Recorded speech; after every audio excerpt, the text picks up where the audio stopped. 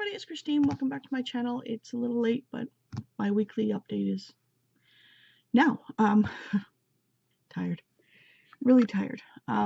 So the first book I read was Fourth Grave Beneath My Feet by Dorinda Jones, and it's about a girl named Charlie Davidson, and she's a Grim Reaper as well as a private investigator. She can talk to ghosts and try and solve crimes and stuff. This one wasn't so much about the ghosts this time. It was mainly her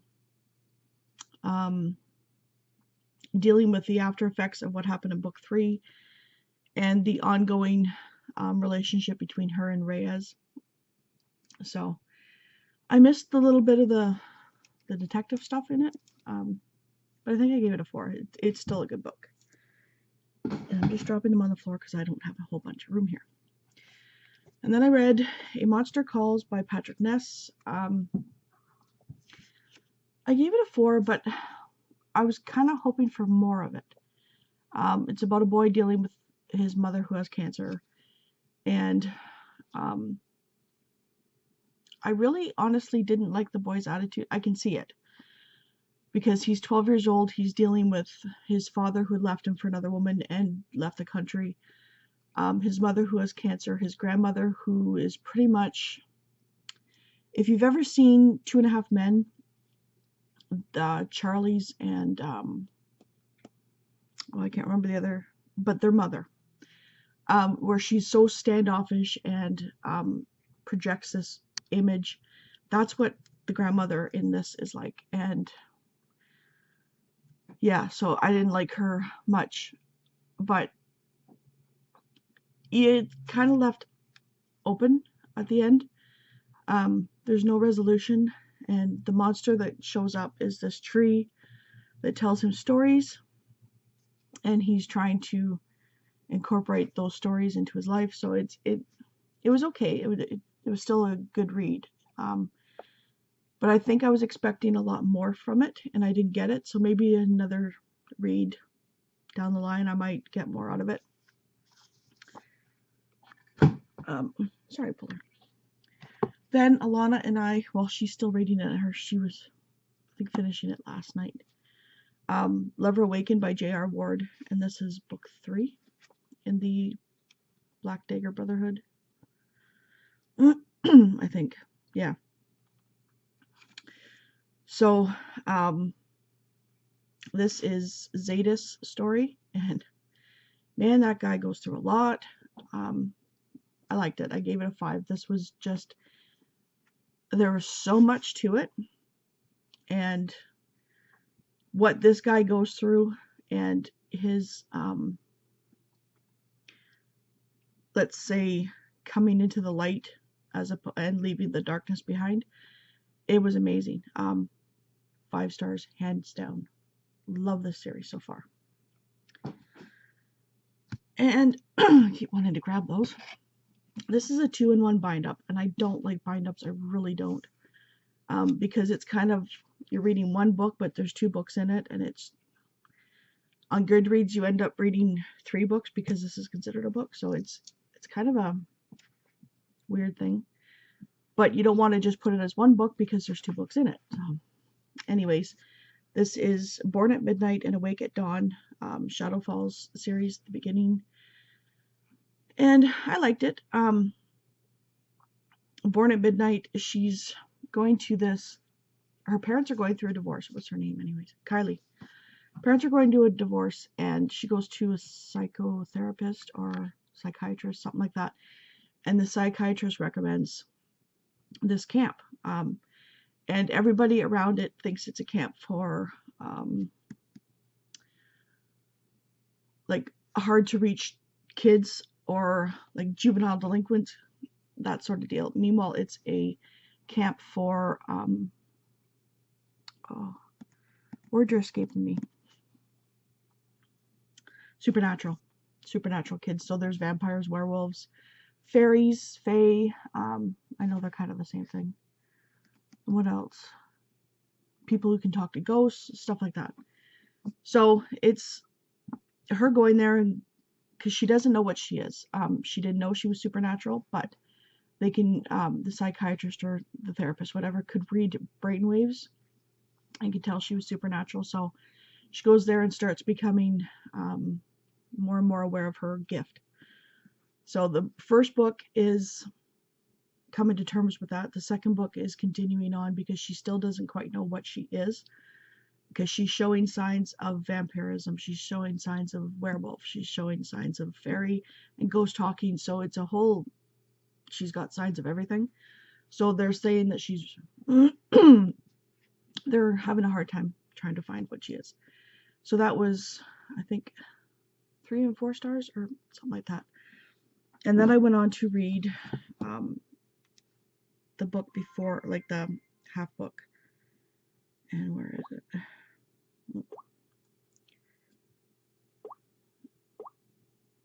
And it was called Turned at Dark.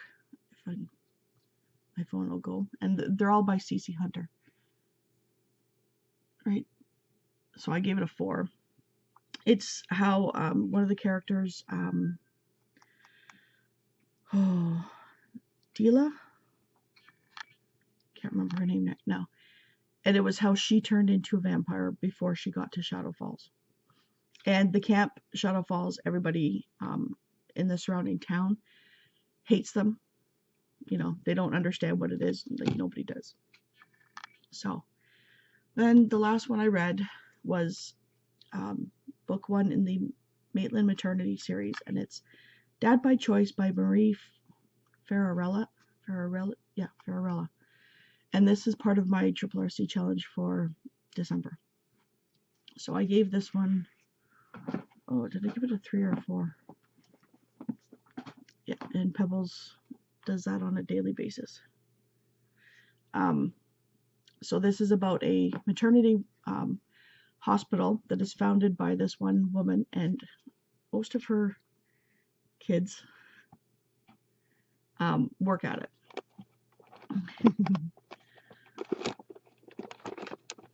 So anyways, sorry, distractions. Pebbles. Okay. Yeah, you can see your tail. Okay, come on. No. There we go. Yeah, she's getting very big, and she's bad. Alright. So this baby was dropped at their front door and said that it was part of this family, and they'll come back later. And it is very open-ended because it is a series. I think it's 8 books. Not sure.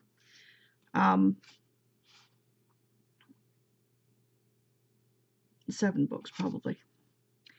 And there's these really bad, dark characters in it that are trying to scam this family. So you really need to read the whole series to find out what happens. I have books 1 and 2. The rest are probably I'm gonna have to find somewhere down the line.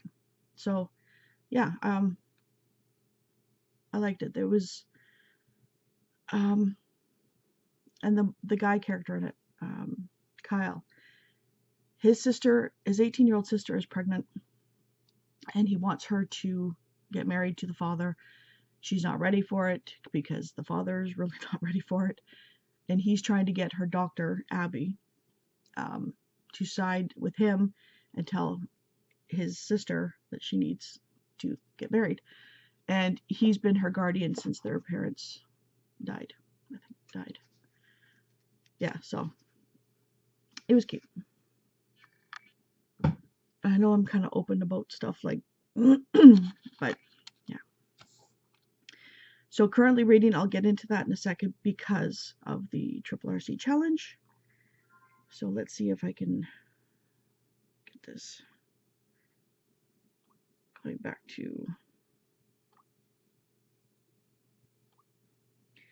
do the challenges. There we go.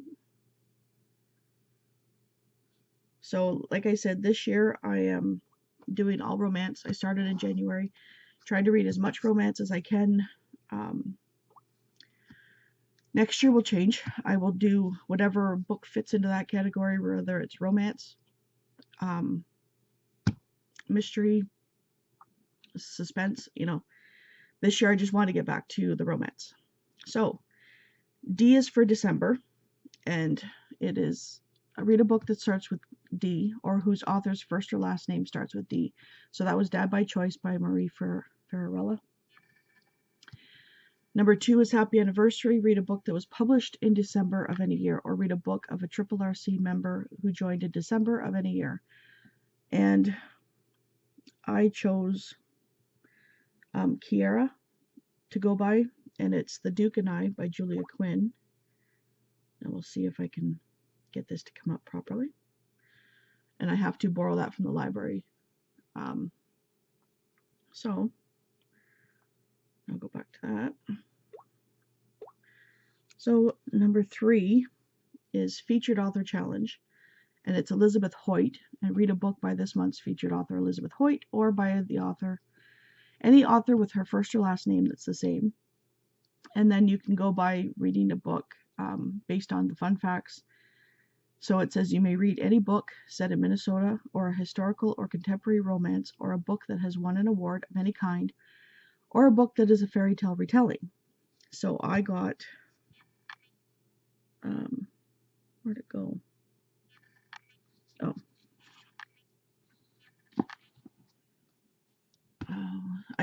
I don't think our library had any Elizabeth Hoyt. And I think I actually got one from my sister-in-law a couple of days ago, so I might switch this out. But it is a historical romance, and it is The Wicked Wickerly, The Rebellious Sons by Patricia Rice. So there's that one. And then 4 is Small Business Saturday, December 2nd. Read a book that you received from somewhere other than a major retail outlet like Amazon, Barnes & Noble, Target, or a book that is short, under 150 pages, or doesn't have a lot of ratings, under 4,000. So I'm going to pick any of my Harlequin books. I don't know which one yet, so we'll see. And 5 is Wear Brown Shoes Day, December 4th. Read a book that has shoes on the cover, or has the color brown on the cover, or a book with a character in the fashion industry, or a book with an author with a B as the first letter of their first or last name. I chose The Time Traveler's Wife by, I know the last name is Niffenegger. I can't remember the first one. And I own it, but I can't find it right now. It's on the shelf somewhere. So, anyways, next, I know this is a very haphazard video. It is what it is. 6 is National Violin Day, December 13th. Read a book with a character in the music industry, or a book with a musical event, or a book whose title sounds beautiful, or a cover that looks beautiful to you. And I chose, let's see, do I have anything here? Oh yeah. Simply Unforgettable by Mary Balog. I think I'm not sure if it's historical. But I think the character, I think it's historical, with the character that's either a music teacher or plays some sort of instrument. So let me just put these back down here. Sorry. Okay, number 7 is National Flashlight Day, December 21st. Read a book with a light source on the cover, or a book with a character that is bright, smart, or shiny and happy, however you want to interpret bright, or a character who gets naked a lot, flashes their goods. I didn't even see that part the last time. And that is Susan Mallory's Already Home, and because all the lights on it. Sorry about the glare. Oops. Number 8 is Christmas Eve, December 24th. Read a holiday romance or a book set in winter. And I think this is the one, yeah. Christmas Eve at Friday Harbor by Lisa Kleypas. Usually she writes historical. I think this is just straight up contemporary. But either this one or Skipping Christmas by John Grisham, because I just got that from my sister-in-law. but I'll probably read that one too. It's nice and short. And New Year's Eve, December 31st, read a book by a new to you author, or a book you would want to curl up on the couch with. And my mom has read several of hers. I've not read any of it yet, and that's Debbie McComber. And this is The Shop on Blossom Street. I know it's book 1 of the series.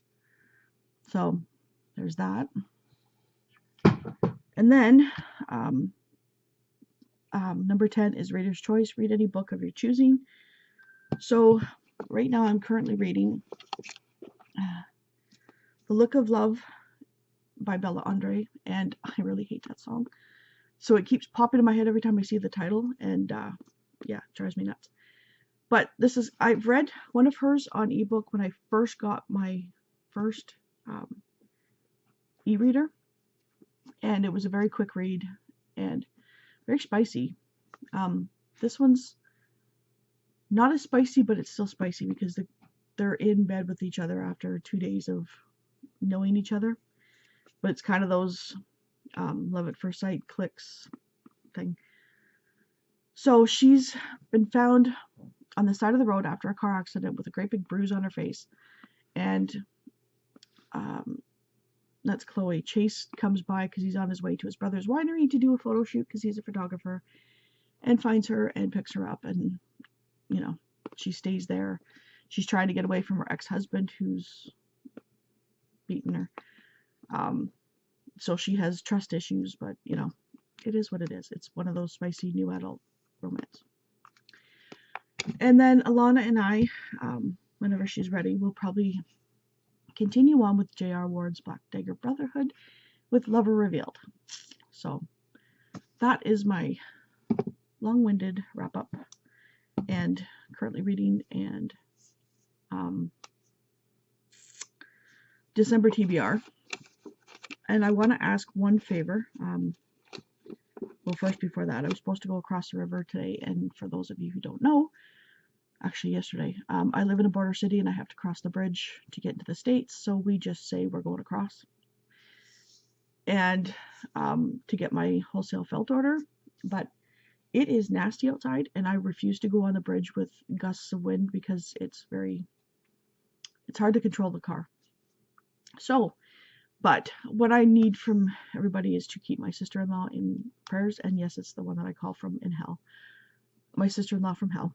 We're getting along much better now, but she is having major surgery tomorrow afternoon, and I would ask for good thoughts, good prayers, that nothing goes wrong or they don't find anything else, you know.